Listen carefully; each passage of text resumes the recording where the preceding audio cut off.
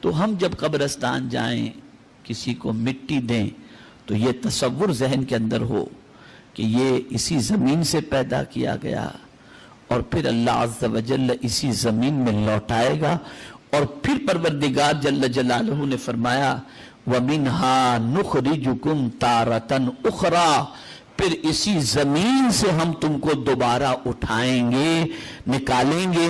تو پتہ چلا کہ ایک بار زمین میں انسان کو دفن جب کیا جاتا ہے تو وہ انسان ختم نہیں ہوتا، وہ انسان زمین ہی کے اندر رہتا ہے، لیکن پروردگار جب چاہے گا اس زمین سے اللہ عز و جل نکالے گا۔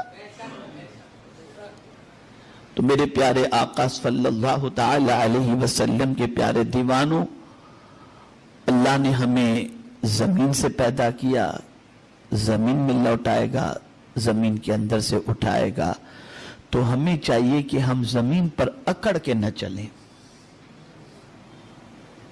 قرآن مقدس میں رب قدیر نے ارشاد فرمایا وَلَا تَمْشِ فِي الْأَرْضِ مَرَحًا، زمین پر اکڑ کے مت چلو، اکڑ کے مت چلو۔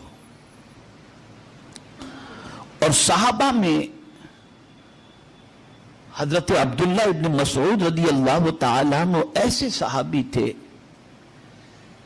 جن کی چال حضور کی چال جیسی تھی، وہ حضور کے چلنے کے انداز کے مطابق ہی چلا کرتے تھے۔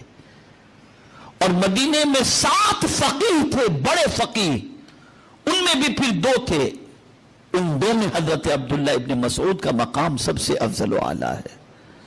اور حضرت عبداللہ ابن مسعود رضی اللہ تعالیٰ عنہ کو صاحب نالین بھی کہا جاتا ہے۔ وہ کیا کرتے تھے؟ حضور کی نالین اپنی آستین میں لے کر کے چلا کرتے تھے، سرکار کی نالین مبارک کو اپنی آستین میں لے کر کے چلا کرتے تھے۔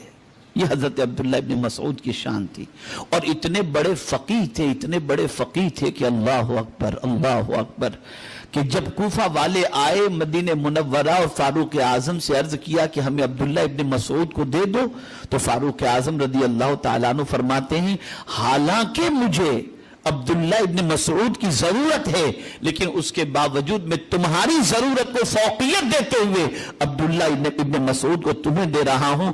اور جب حضرت عبداللہ ابن مسعود رضی اللہ تعالیٰ عنہ کوفہ پہنچے تو تھوڑے ہی عرصے کے اندر 4000 کے قریب آپ نے علماء کو تیار فرمایا۔ اور جب مولا علی کوفہ آئے تو جب استقبال کے لیے پہنچے تو یہ علماء کو لے کر کے سب پہنچے تھے، حضرت عبداللہ ابن مسعود رضی اللہ تعالیٰ عنہ۔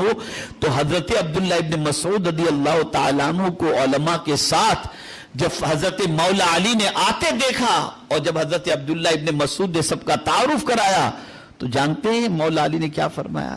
مولا علی نے فرمایا اے اللہ عبداللہ ابن مسعود پر کرم فرما کہ اس نے علم سے پورے کوفہ کو بھر دیا ہے۔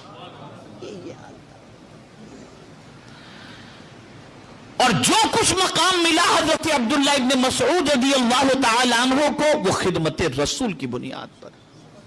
ہمارے یہاں علماء ہی کی خدمت نہیں ہوتی، باباؤں کی خدمت خوب ہوتی ہے۔ اور اسلام کی زندگی اللہ نے فرمایا العلم حیات الاسلام، اسلام کی زندگی علم